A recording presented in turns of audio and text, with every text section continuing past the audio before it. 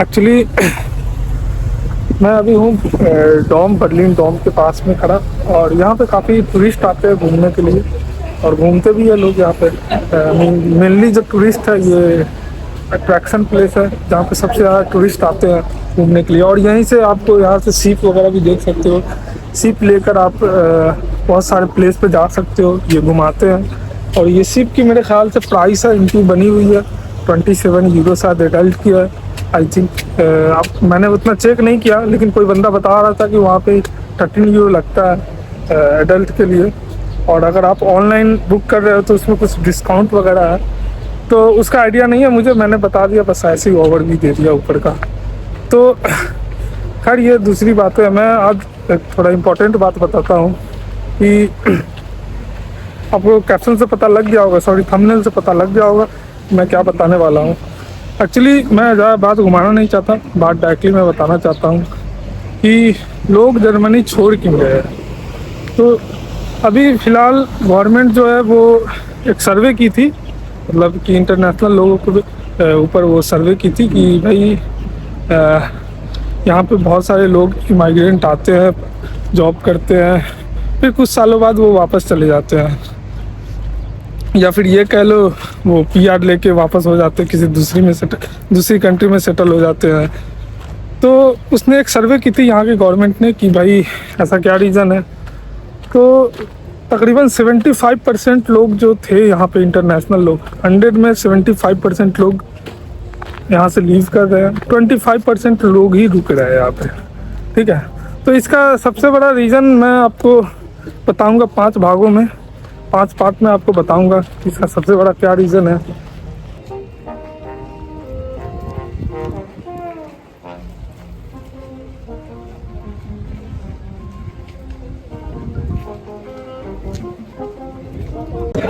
तो जो सबसे पहला रीज़न है ना, वो जर्मनी लोग छोड़ते क्यों हैं, इसका सबसे पहला रीज़न है और सबसे बड़ी रीज़न है वो है लैंग्वेज बैरियर। लैंग्वेज बैरियर काफ़ी दिक्कत करती है यहाँ पे इंटरनेशनल लोगों के लिए। और इवन आप स्टूडेंट हो, आप सीख के नहीं आ रहे हो उधर से, तो आपको भी काफ़ी दिक्कत होगी।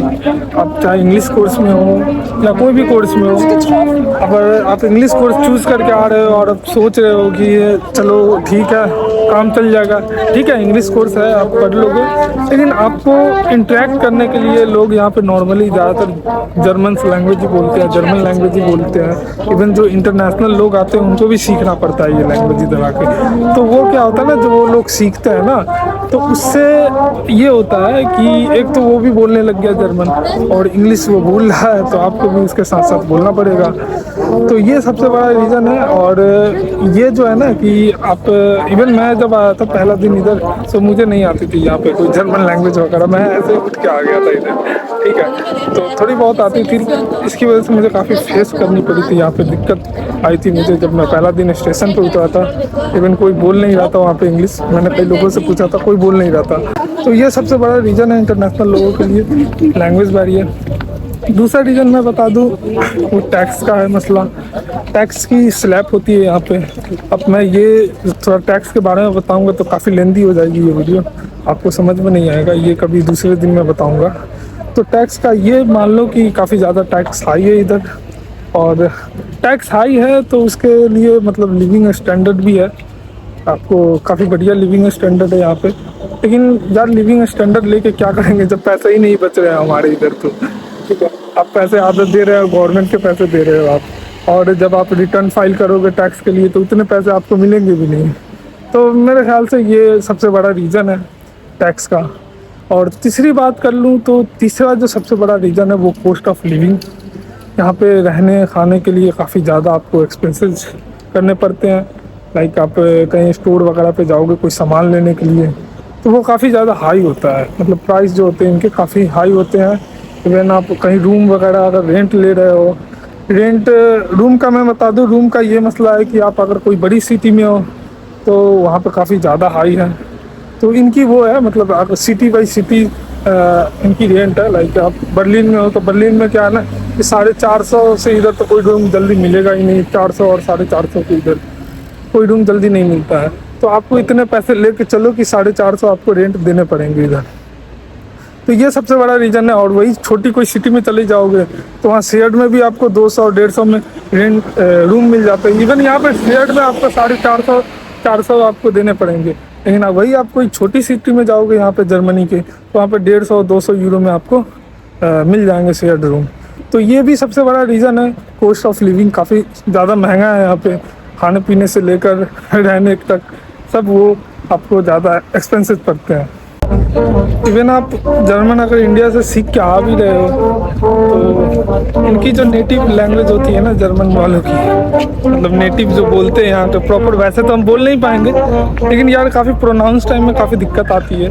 इंडिया से अगर आप सीख भी ले रहे हो तो प्रोनाउंस कोशिश करो कि बढ़िया से सीखो, उसको बढ़िया करो, जितना बढ़िया हो सके उतना बढ़िया करो। इधर यहाँ पे क्या है ना कि तुम जर्मन में बोलोगे, अगला जो जर्मन वाले लोग होंगे तो बस सुनते रहेंगे, फिर बाद में बोलेंगे आई डोंट नो क्या बोलते हैं, वासिस पासियत यही बोल देंगे। और भाई मतलब मेरे साथ कई दफ़ा हुआ है ये मैं बोलता रहता हूँ उसको, मतलब कुछ आती नहीं है भाई, मुझे भी उतनी कुछ खास, थोड़ी बहुत मैं बोलता हूँ ना तो उसे समझ में नहीं आता, कभी कभी समझ जाता है, लेकिन जो थोड़ा रेसिज्म टाइप के होते हैं ना वो जर्मन, वो साला जल्दी नहीं बोलता है, तो वो मसला है। आपको कोशिश करो कि आप वैसे ठीक सीख के आओ, इंडिया से कोई मसला नहीं है, लेकिन क्या है ना कि प्रोनाउंस को बेहतर कर लेना। इससे क्या होगा कि आप यहाँ पे एक तो वो बोलेंगे जो वो समझ पाओगे, और आप जो बोलोगे वो भी अगला समझ पाएगा। तो अगर आपको जर्मन लैंग्वेज आती है तो फिर यहाँ पे कोई चीज़ का मसला नहीं है सिवाय टैक्स के और रहने के, कॉस्ट ऑफ लिविंग के। ये काफ़ी मतलब इवन जिनको आता है जर्मन वो भी परेशान है।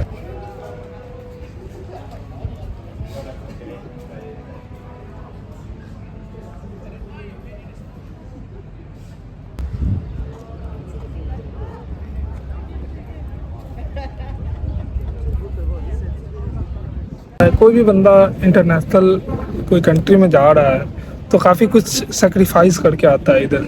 वो आता किस मकसद से, पैसे कमाने के लिए।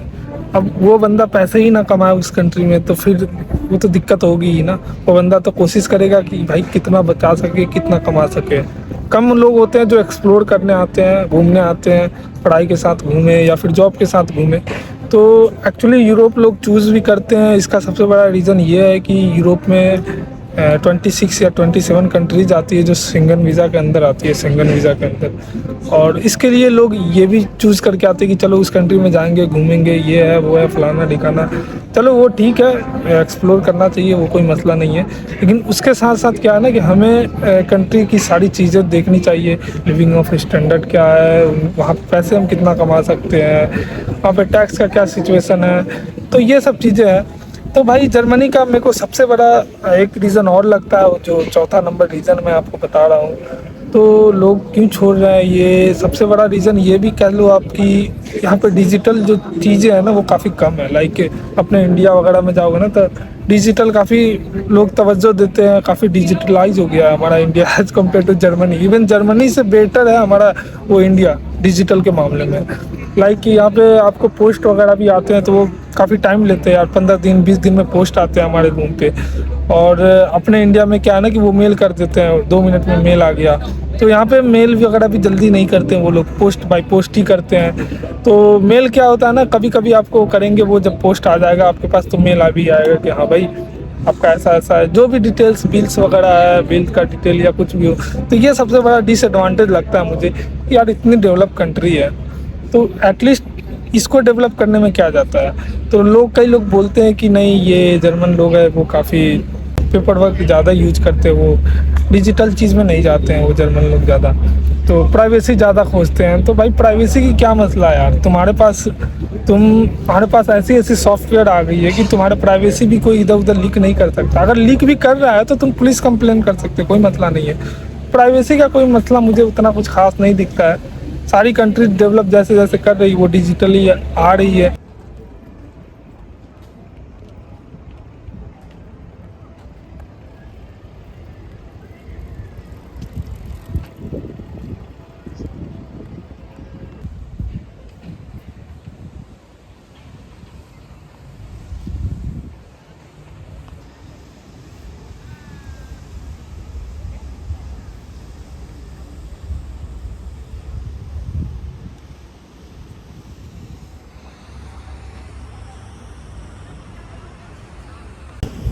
तो भाई बात ये भी है कि जर्मनी को 2027 तक तकरीबन 2 मिलियन लोग चाहिए, और 2 मिलियन जिसमें जर्मनी की जीडीपी को काफ़ी हाई कर दे। जर्मनी की गवर्नमेंट लिटरली 2 मिलियन 2027 तक चाह रहे हैं कि 2 मिलियन लोग हमारे पास आए और हमारी जीडीपी को मजबूत बना दें। तो भाई मेरे ख्याल से ये पॉसिबल तो लग नहीं रहा, क्योंकि 2027 तक 20 लाख लोग लाना काफ़ी मुश्किल है। ऊपर से आप लैंग्वेज बैरियर दे रहे हो इनको, तो जाहिर सी बात है लोग ऑब्वियसली इंग्लिश कंट्री चूज़ करेंगे। आपकी कंट्री क्यों चूज़ करेंगे? आप उनको जब लैंग्वेज बैरियर दे रहे हो तो वो तो भाई जाहिर सी बात है, जब आप अपनी कंट्री को इतना लैंग्वेज प्रेफरेंस दे रहे हो तो अगला बंदा आपकी लैंग्वेज क्यों सीखे? तो आप अगर उस तरह की फैसिलिटी इनको दे, लाइक आप उसमें कुछ डिडक्ट वगैरह कर रहे हो, लैंग्वेज ना सीख के आप इंग्लिश लैंग्वेज में भी जॉब ले रहे हो, तो फिर लोग आ सकते हैं इधर, क्योंकि आपकी कंट्री काफ़ी डेवलप है। पैसे भी वेल ऑर्गेनाइज मेरे ख्याल से ठीक ठाक कमा लेते हैं लोग as compare to other countries. मैं यूएस से कंपेयर नहीं कर रहा, क्योंकि यूएस की कमाई काफ़ी ज़्यादा है, लेकिन वहाँ ज़्यादा कमाई है तो वहाँ पर पैसे भी ज़्यादा आपको खर्च होते हैं। तो उस हिसाब से देखा जाए तो सबकी वही है, एवरेज सबकी देखा जाए तो मतलब ठीक ठाक ही है। खैर ये दूसरी लाइन में मैं चला गया।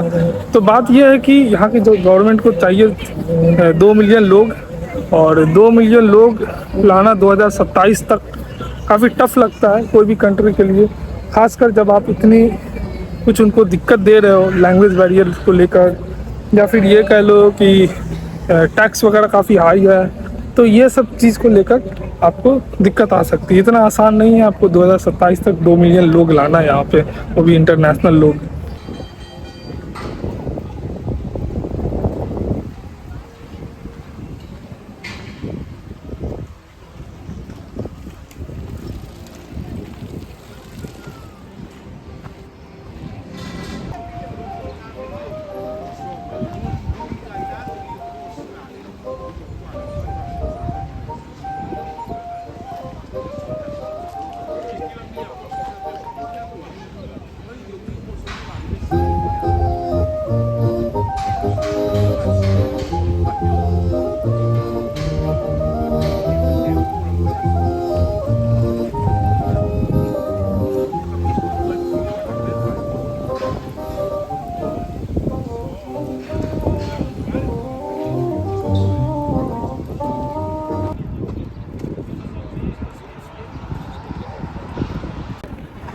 जो लास्ट रीज़न है जर्मनी छोड़ने का, लोग छोड़ क्यों रहे हैं, मैंने 4 तक बता दिया है, 4 रीज़न बता दिया है। और पांचवा और वो लास्ट रीज़न है जो कि काफ़ी जनरल है, सबके साथ होती है ये चीज़, वो है family missing. Family missing, home town missing, food missing, friend missing, ये सब जो है ना ये काफ़ी जनरल है, वो सबके साथ होती है। तो इस वजह से भी लोग, बहुत सारे लोग छोड़ देते हैं। वो चाहते हैं कि अपना कंट्री अपना जगह होता है, अपना धरती होता है। तो हालांकि ये काफ़ी बेसिक रीज़न है, मेरे ख्याल से काफ़ी जनरल रीज़न है। बहुत सारे, आपको विश्वास नहीं होगा, बहुत सारे लोग इस वजह से भी छोड़ते हैं। यार लिटरली जो बंदा शुरू से रहा है अपने कंट्री में, अपने कंट्री को देखा है, समझा है, वो एकदम से इस कंट्री में, मतलब जहाँ पे सारा चीज़ इन्वायरमेंट ही अलग हो, लैंग्वेज ही अलग हो, रहने का तरीका अलग हो, लिविंग स्टैंडर्ड अलग हो, तो काफ़ी मतलब वो हो जाता है, एकदम से नया लगने लगता है उसे। तो वैसे जो कैटेगरी के लोग आते हैं वो ज़्यादा साल नहीं रहते यहाँ पे, कुछ साल ही रहते हैं और वो छोड़ देते हैं जर्मनी, वापस से अपने कंट्री चले जाते हैं, वहाँ कुछ कर लेते हैं, ये कह लो। और ऐसा नहीं है कि सारे लोग ही छोड़ते हैं, बहुत लोग हैं जो इमाइग्रेंट होते हैं, जिनका शुरू से ही मोटिव होता है कि मैं दूसरी कंट्री में जाके इमाइग्रेंट करना है। तो जर्मनी इमाइग्रेंट के मामले में या फिर लॉन्ग टर्म के मामले में देखा जाए तो काफ़ी बढ़िया है जर्मनी मेरे ख़्याल से, क्योंकि काफ़ी बेनिफिट्स है यहाँ पे। जैसा कि मैंने बताया आपको कि टैक्स का मसला तो है, लेकिन टैक्स जो आप दे रहे हो उसके काफ़ी बेनिफिट्स भी है यहाँ पे। आपको काफ़ी बेनिफिट्स देंगे यहाँ पे, फ्री एजुकेशन देंगे आपके बाल बच्चों को। आपके बच्चे जब बड़े होंगे उस हिसाब से वो पैसे देते रहेंगे, छोटे रहेंगे तो उसमें भी 200-300 यूरो बच्चे को देते रहते हैं। आपके बच्चे को मैं बता रहा हूँ, बच्चे को नहीं, आपके बच्चे को बता रहा हूँ। और अगर वो बच्चा 17 या 18 साल का हो जाता है तो उस बच्चे का खर्च भी गवर्नमेंट उठाती है। तो ये सब काफ़ी बेनिफिट्स है, या फिर और भी सारी चीज़ों में डिडक्शन होता है। आप एक जनरल कह लो, जर्मन सिटीजनशिप हो जाती है तो सारी बेनिफिट्स आपको मिलने लगती है तब सिटीजनशिप होने के बाद। तो लॉन्ग टर्म के लिए काफ़ी बढ़िया है जर्मनी। मैं ऐसा नहीं है कि बुरा कह रहा हूँ जर्मनी को, जो रियलिटी है मैं वो बता रहा हूँ। काफ़ी ये चीज़ें जनरल है, लोग आते हैं जब यहाँ तो सबको पता लग जाता है कि ऐसी ऐसी चीज़ें होती है यहाँ पे, ऐसी चीज़ हम फेस करते हैं। तो बहुत लोग रहने वाले रह लेते हैं यहाँ पे, इमिग्रेंट होते हैं, तो जिनको अच्छा लगता है ऑब्वियसली, सबकी अपनी अपनी चॉइस है, सबका अपना प्रेफरेंस है। तो जिनको अच्छा लगता है वो रहते हैं, जिनको अच्छा नहीं लगता, नहीं लगता कि नहीं मुझे नहीं रहना चाहिए यहाँ पे, वो निकल जाते हैं। ऐसा नहीं है कि निकल के वो वापस अपनी होम कंट्री में जाते हैं, वो कोई दूसरी कंट्री भी चूज़ कर लेते हैं जहाँ पे पैसे ज़्यादा हो। ये भी कह लो एक रीज़न होता है। बहुत लोग यहाँ से निकल के यूएस जाते हैं, यूके जाते हैं, या फिर कोई भी जहाँ पे अच्छा सैलरी मिल रहा हो। ऑब्वियसली जर्मनी के अंदर अगर अच्छा सैलरी मिल रहा हो बंदा तो क्यों जाए यहाँ छोड़ के। टैक्स भले ही आए हो, वो बचा भी रहा है अच्छा खासा बंदा, तो वो नहीं जाएगा। तो जनरल मैं बता दूँ, बहुत सारे लोग मुझसे ये भी पूछते हैं क्वेश्चन कि भाई मुझे आना चाहिए या नहीं आना चाहिए जर्मनी। तो भाई मैं ये बताऊँगा कि देखा जाए मेरा तो ओवरऑल अभी तक ठीक रहा है, मतलब यहाँ रहने का, और मेरे को कोई दिक्कत उतनी हुई नहीं है। तो आप मैं बता दूँ वो आपकी चॉइस है, आप पहले अच्छे से रिसर्च करो मुझे आना चाहिए या नहीं आना चाहिए। मैं आपको कुछ टिप्स दे सकता हूँ कि हाँ आपके लिए ये बेस्ट हो सकती है। लाइक अगर आप जर्मन लैंग्वेज वहाँ से सीख के आ रहे हो कुछ, तो जैसे कि मैंने बताया आपको, प्रोनाउंस वगैरह आप बढ़िया करके आओ वहाँ से, और लैंग्वेज काफ़ी बढ़िया से सीख के आओ उधर से, तो वो काफ़ी आपके लिए बेनिफिशियल होगा। अगर लैंग्वेज सीख गए तो फिर तुम्हें रहने में यहाँ कोई दिक्कत नहीं होगी। इट मीन्स कि आप सारी चीज़ समझोगे इधर आकर। तो ये सबसे बड़ा मैं वो पॉइंट बता रहा हूँ आपको, लैंग्वेज सीख के आओ, वो काफ़ी बेनिफिशियल होगा आपके लिए। और दूसरी बात मैं ये बता दूँ कि आप स्टूडेंट हो, इधर आ रहे हो, तो शुरू में फेस करोगे बहुत सारी चीज़ें। लाइक कभी पार्ट टाइम जॉब आपको जल्दी नहीं मिलेगी, तो थोड़ा टाइम लगेगा, इट विल टेक टाइम।